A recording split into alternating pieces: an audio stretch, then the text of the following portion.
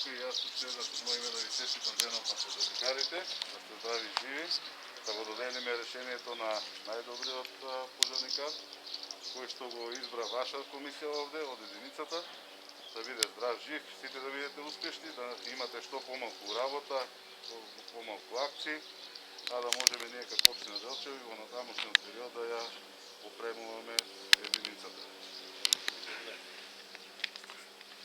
Вие Лоренцо го имате избрано, Лоренцо Трајановски за најдобар пожарникар. Нека ти ова ти е најголема награда, тука од твоите колеги. Да. Благодаря многу. И на вас и на колегите. Па за наградата нормално дека тоа е пример за мене голема чест. Пред се што ми ја дадува довербата градоначалникот и моите колеги.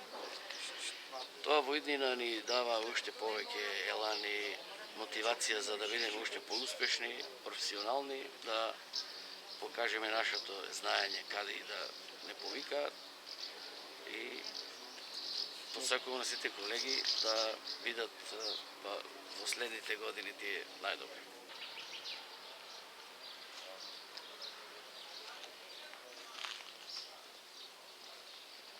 До сега територијалната противпожарна единица Делчево имаше 15 пожари. Од тоа 12 пожари на отворен простор, 2 на објекти и 1 пожар на патничко моторно возило. Атанасов Пепи, што ни го разубави противпожарниот дом, изгледа сега сосем подрупки. Еден скромен поклон, пожарникарска мајчка,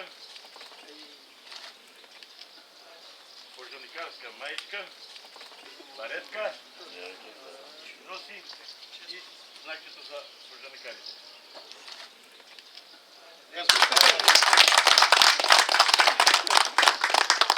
Исто така скромен поклон за градоначалникот.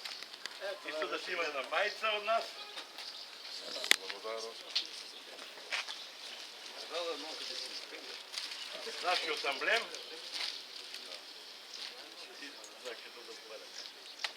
Благодарам за вас.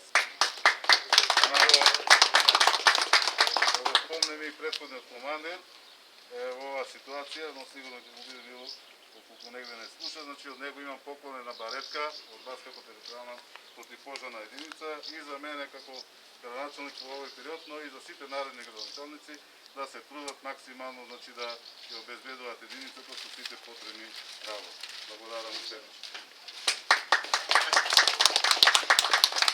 Убави денови, три прекрасни луѓе, прекрасно друштво, беше ни пријатно. Поклон и од мене за вас, за единицата, да сте живи и здрави. Благодарим.